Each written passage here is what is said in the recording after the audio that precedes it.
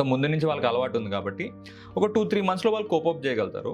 నేను అదే చెప్తున్నా, ఫిజికల్ ఎవరైతే నేను కొంచెం లా ఉండి లేకపోతే కొంచెం ఫిట్ లేరని వాళ్ళు ఫీల్ అవుతారు, వాళ్ళు కూడా చేయొచ్చు. అంటే వాళ్ళకు చాలా మంది ఆస్పిరెంట్స్కి ఒక ఫోబియా ఉంటుంది, అరే నేను లా ఉన్నాను, నేను చేయలేనేమో, నేను ఎస్ఏ కొట్టలేనేమో. లేడీస్ కూడా, లేడీస్కి జెంట్స్కి కలిపే చెప్తున్నాను నేను. సో అదేం లేకుండా, ఫోబియా లేకుండా చిన్న చిన్న ట్రిక్స్, రన్నింగ్ ఎట్లా డైలీ ఎట్లా చేస్తే ఇంప్రూవ్ అవుతుంది, నేను ఆల్రెడీ వీడియోస్ చేశాను మా పేజ్లో ఉన్నాయి అవి. సో ఎట్లా ట్రిక్స్, కన్సిస్టెన్సీ అబ్బా, main consistency is the key. కొన్ని ట్రిక్స్ ఉంటాయి, ఇప్పుడు స్లోప్ వస్తుంది, ట్రాక్లో స్లోప్ వస్తే ఎట్లా పరిగెత్తాలి, అందరు నార్మల్గా పరిగెట్టేస్తూ ఉంటారు, ఊపిరి ఎలా తీసుకోవాలి. మనకి ఫస్ట్ క్వాలిఫైయింగ్ ఏంటంటే ఇప్పుడు 1600, ఆ 1600 క్వాలిఫై అయితేనే మీరు మిగతా ఈవెంట్స్ పార్టిసిపేట్ చేయగలుగుతారు.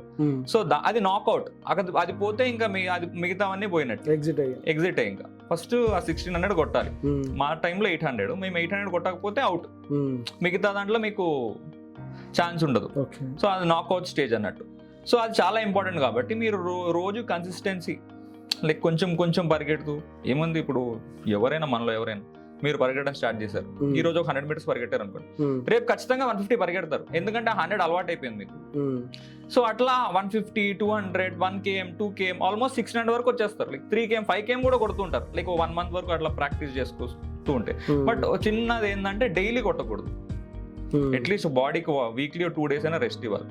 ఆ డైలీ కొట్టడం వల్ల Shin bone pains, ligament tears, అది కూడా క్లియర్ గా మన వీడియోస్ లో ఎక్స్ప్లెయిన్ చేశాను, ఒకసారి ఎవరైనా చూస్తే ఒకసారి చూడండి.